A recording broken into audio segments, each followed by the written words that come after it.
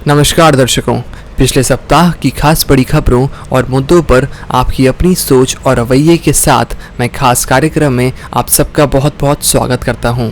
हमारे भारत के संविधान में हर व्यक्ति को अभिव्यक्ति की स्वतंत्रता है। हमारे देश में, समाज में, परिवार में अगर कुछ गलत हो रहा है तो उस मुद्दे या खबर पर अपने विचारों को व्यक्त करने में आम और खास व्यक्ति का कोई बंधन नहीं है। तो चलिए आपको रूबरू करवाता हूँ देश दुनिया की सनसनी खबरों से। श्रमिक स्पेशल के अलावा 1 जून से हर रोज चलेंगी 200 नॉन एसी ट्रेनें।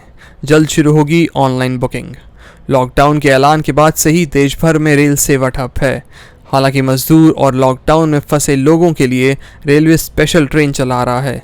इस बीच अब 1 जून से हर दिन 200 नॉन एसी ट्रेनें चलाई जाएंगी। इसकी बुकिंग जल्द ही शुरू होगी। खास बात है कि इस सेवा का लाभ हर कोई ले सकता है। बता दें कि लॉकडाउन का चौथा चरण 31 मई तक है। श्रम कानून में बदलाव के खिलाफ देश भर में आज भारतीय मजदूर संघ करेगा विरोध प्रदर्शन।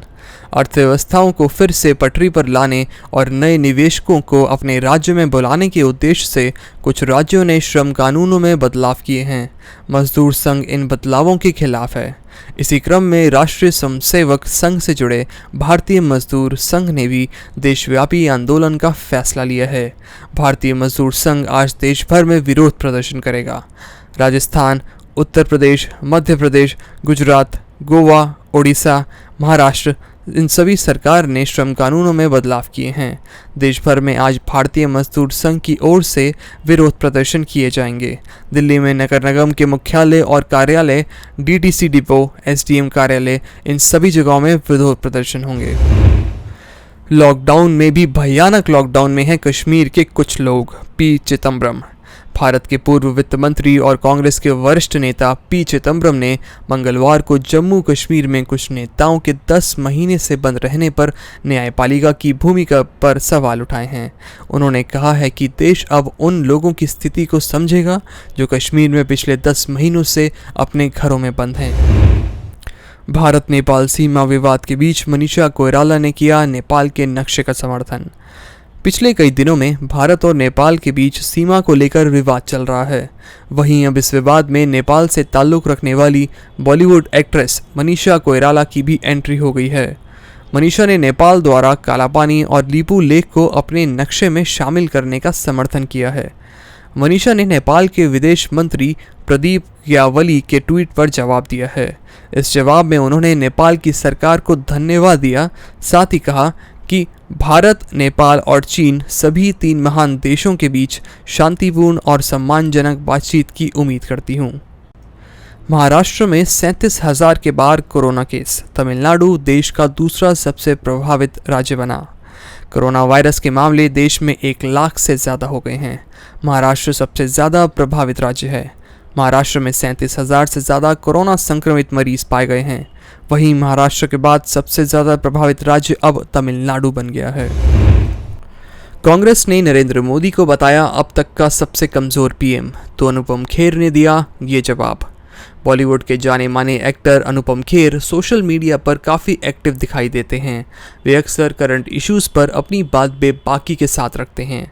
कांग्रेस के इस ट्वीट का जवाब देते हुए अनुपम खेर ने लिखा, चल झूठे कहीं के, ये जोक तो 1 अप्रैल वाले दिन भी फिट नहीं बैठता।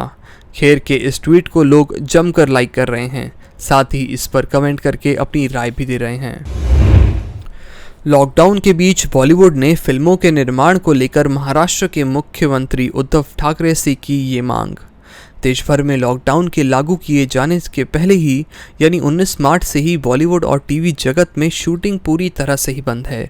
चौथी बार लॉकडाउन के बढ़ जाने के बाद शूटिंग के जल्द शुरू होने की कोई संभावना नज़र नहीं आ रही है। ऐसे में बॉलीवुड की 32 क्राफ्ट संस्थाओं की मदर यानी body federation of western India cine employees यानी FWICE ने महाराष्ट्र के मुख्यमंत्री उद्धव ठाकरे को एक खत लिखा है और उनके सामने फिल्मों के निर्माण से संबंधित एक विशेष अनुमति मांगी है।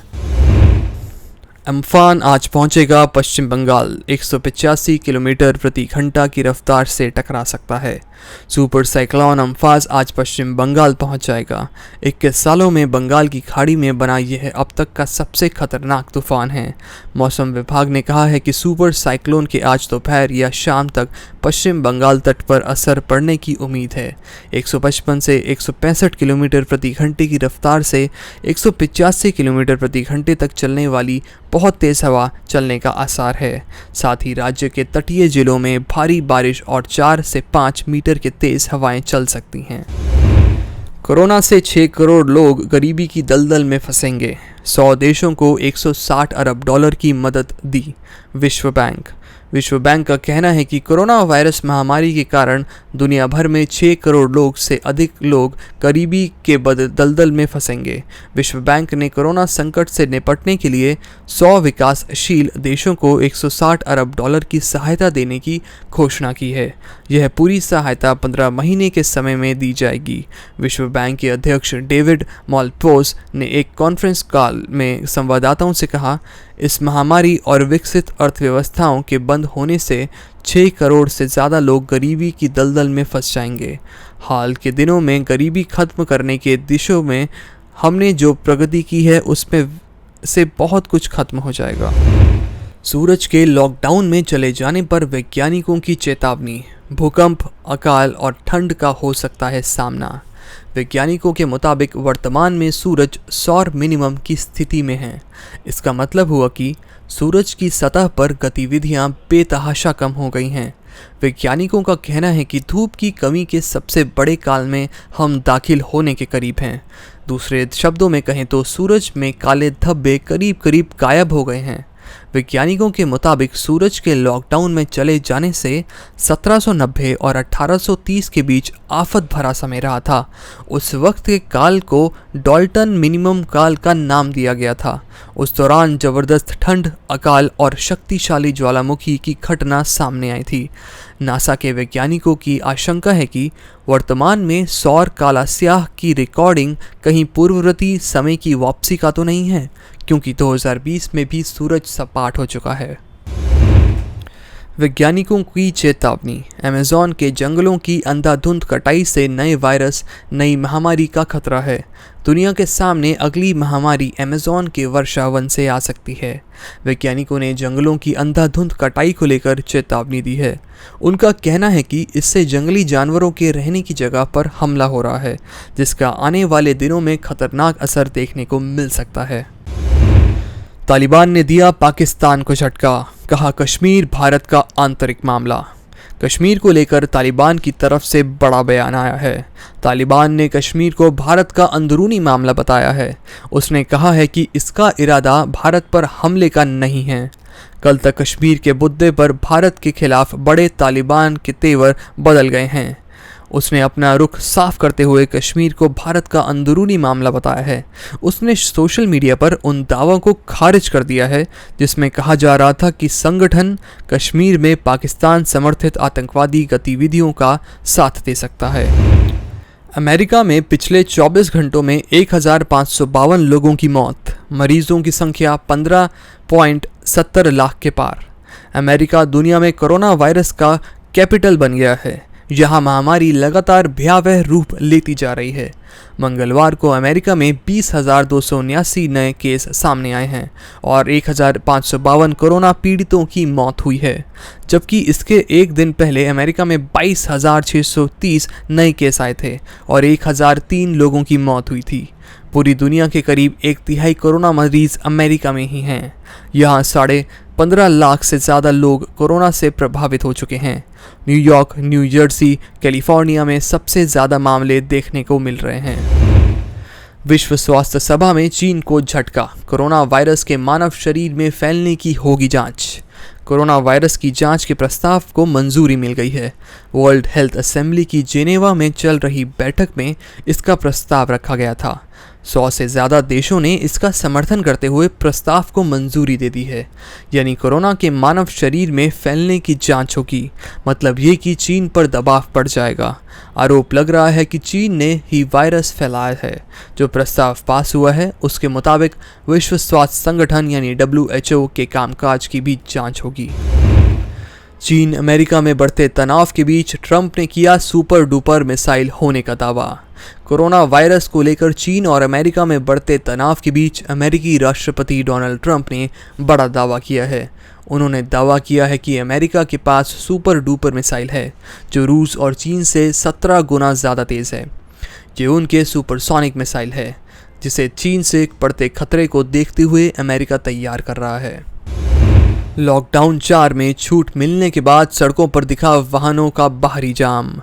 लॉकडाउन के चौथे चरण में लोगों की आवाजाही की अनुमति मिलने के बाद सड़कों पर वाहनों की संख्या में वृद्धि देखने को मिली। इसके साथ ही कुछ स्थानों विशेषकर शहर की सीमाओं पर भारी यातायात भी देखने को मिला। नोएडा की सीमा पर पुलिस वाहन चालकों से पास मांग रही थी, जिसके कारण वहां जाम देखने को मिला। ज़रूरतमंदों की मदद के लिए सामने आया विकास फाउंडेशन, बांट रहा है खाना और मास्क। कोरोना से पूरी दुनिया लड़ रही है। इस वैश्विक महामारी ने अमेरिका समेत विश्व की तमाम बड़ी अर्थव्यवस्थाओं को काफ़ी नुकसान पहुंचाया है। ऐसा भयावह स्थिति में मजदूरों और गरीबों की मदद के लिए समाजसेवी संस्था और एनजीओ भी सामने आ रहे हैं। बाजार बढ़त पर खुला। सेंसेक्स 100 अंक ऊपर चढ़कर 30,300 के पार।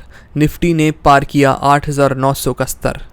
निफ्टी के 50 शेयरों में से 39 शेयरों में तेज़ी देखी जा रही थी और 11 शेयरों में गिरावट के साथ कारोबार हो रहा था। चढ़ने वाले शेयरों में यूपीएल 3.44%, LTNDT 2.40%, जी लिमिटेड 2.23% और ITC 1.94% की बढ़त के साथ कारोबार कर रहे थे। वहीं भारत एयरटेल 1.85% ऊपर कारोबार कर रहा था। स्नैपडील ने देश भर में सामानों की सप्लाई शुरू की। कैश ऑनलाइन डिलीवरी की भी सुविधा देगी। ई कॉमर्स प्लेटफॉर्म स्नैपडील ने कहा कि उसने कंटेनमेंट जोन वाले इलाकों को छोड़कर बाकी पूरे देश में अपनी डिलीवरी सर्विसेज शुरू कर दी हैं। कंपनी 26,000 से ज़्यादा पिन कोड क्षेत्रों में सेवाएं दे रही है। कंपनी ने कहा है कि वह अपने ग्राहकों को माल डिलीवरी होने पर कैश ऑनलाइन डिलीवरी का ऑप्शन भी दे रही है, जैसा कि वह पहले करती आई है। महाराष्ट्र में आज से रेड और नॉन रेड जोन में खुलेंगी दुकानें। मुंबई में शराब की होगी होम डिलीवरी। महाराष्ट्र सरकार ने लॉकडाउन के चौथे चरण के लिए गाइडलाइंस जारी कर दी हैं। गाइडलाइंस के मुताबिक अब सिर्फ रेड और नॉन रेड जोन होंगे। मुंबई समेत MMRDE के सभी महानगर पालिकाओं रेड जोन में हैं। नॉन रेड जोन में सुबह 9 से शाम 5 बजे तक सभी दुकानें खुली रहेंगी। रेलवे, एयरपोर्ट, मेट्रो सेवाएं बंद रहेंगी। कोरोना का कहर। दुनिया भर में अब तक 50 लाख लोग संक्रमित, 3.25 लाख की हो चुकी है मौत। कोरोना वायरस का प्रकोप दुनिया भर में बढ़ता ही जा रहा है। दुनिया के 213 देशों में पिछले 24 घंटे में 94,751 नए मामले सामने आए हैं और मरने वाले लोगों की संख्या में 4,570 का इजाफा हो गया है। वर्ल्डोमीटर के मुताबिक दुनिया भर में अब तक करीब 50 लाख लोग कोरोना वायरस से संक्रमित हो चुके हैं। इनमें से 3,24,535 लोगों की मौत भी हो चुकी है। वहीं 19,56,316 लोग संक्रमण मुक्त भी हुए हैं। दुनिया के करीब 68% कोरोना के मामले सिर्फ 11 देशों से आए हैं। इन देशों में कोरोना पीड़ितों की संख्या करीब 34 लाख है। चीन की लैब में जानवर पर कोरोना के खिलाफ दवा पर सफल परीक्षण। अब क्लिनिक ट्रायल पर हो रहा है विचार। दुनिया में 100 से ज़्यादा कोविड-19 वैक्सीन पर काम चल रहा है। इस बीच चीन की लैब में एक दवा पर शोध किया जा रहा है। शोध के मुताबिक दवा के इस्तेमाल से नतीजे काफ़ी उम्मीद बढ़ाने वाले साबित हुए हैं। शोध को मेडिकल पत्रिका सेल में प्रकाशित किया गया है। वैज्ञानिकों को उम्मीद है कि नई दवा संक्रमण को रोकने में तेज और प्रभावकारी भूमिका अदा कर सकती है। Corona virus. ब्राज़ील में तेज़ी से बढ़ रहे हैं मामले। दुनिया में नंबर 4 पर पहुंचा। कोरोना वायरस का प्रकोप ब्राज़ील देश में काफ़ी तेज़ी से बढ़ रहा है। वहां अब तक कोरोना संक्रमितों की संख्या 2,55,368 हो गई है। इसी के साथ ही ब्राज़ील कोरोना से संक्रमित देशों की सूची में चौथे स्थान पर आ गया है। अमेरिका चीन के तनाव के माहौल बीच WHO के अंतर्राष्ट्रीय सम्मेलन की हुई शुरुआत। कोरोना वायरस संक्रमण के चलते दुनिया भर में 3 लाख से ज़्यादा लोगों की जान जा चुकी है। दुनिया भर में 47 लाख लोग इस महामारी से संक्रमित हैं। इस सम्मेलन में दुनिया भर के सरकार के प्रतिनिधि, स्वास्थ्य मंत्री और अन्य पदाधिकारी हिस्सा लेंगे।